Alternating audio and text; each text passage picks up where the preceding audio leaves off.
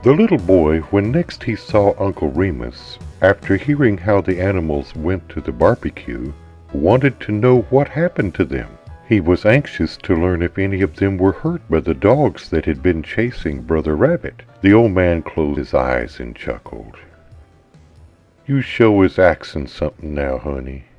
Under his hat, if he had any, Br'er Rabbit had a mighty quick-thinking apparatus, and most ingenerally, all the time, the pranks he played on the other creatures pestered 'em both ways a-comin' and a-gwine. The dogs done mighty well, long as they had dealings with the small fry, like Br'er Fox and Br'er Coon and Br'er Wolf. But when they run up agin old Br'er, they sure struck a snag. The most servigerous was the eventual one that got the worst hurted. He got too close to Br'er, and when he looked at hisself in running water, he took notice that he was split wide open from flank to dewlap. Arter the ruckus was over, the creatures hobbled off home the best they could, and laid around in the sun and shade for to let the cuts and the gashes get good and well. When they got so they could sagactuate and pay their party calls, they grieved for to ensemble summers and hit on some plan for to outdo Br'er Rabbit.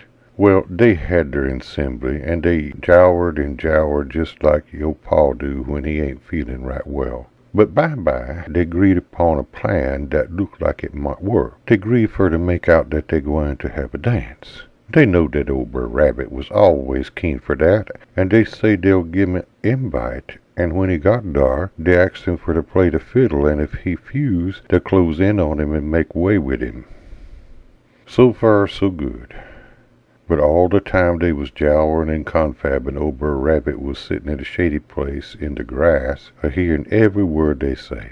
When the time come, he crope out, he did, and run around, and the first news they knowed, here he was come down the big road, bookity-bookity, same as a hoss that's broke through the pasture fence. He says he, "Why, hello, friends, and howdy too, 'case I ain't seed you all since the last time. Whar the name of goodness is you been these odd come shorts? And how did you come far at the barbecue? If my two eyeballs ain't gone and got cooked, dar's old Br'er, him the short tail and sharp tush, the very one I'm a-huntin' for, and dar's Br'er Coon. I sure is in big luck.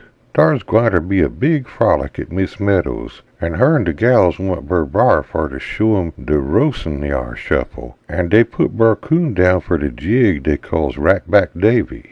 I'm to play the fiddle, something I ain't done since my oldest gal had the mumps and the measles, both the same day and hour. Well, this morning I tuck down the fiddle from whar she was a-hangin' at, and drawed the bow backwards and forwards a time or two, and then I shot my eyes and hit some of the old-time tunes. And when I come to myself, dar was my whole blessed family skippin' and sashaying around the room, spite the fact that breakfast was to be cooked."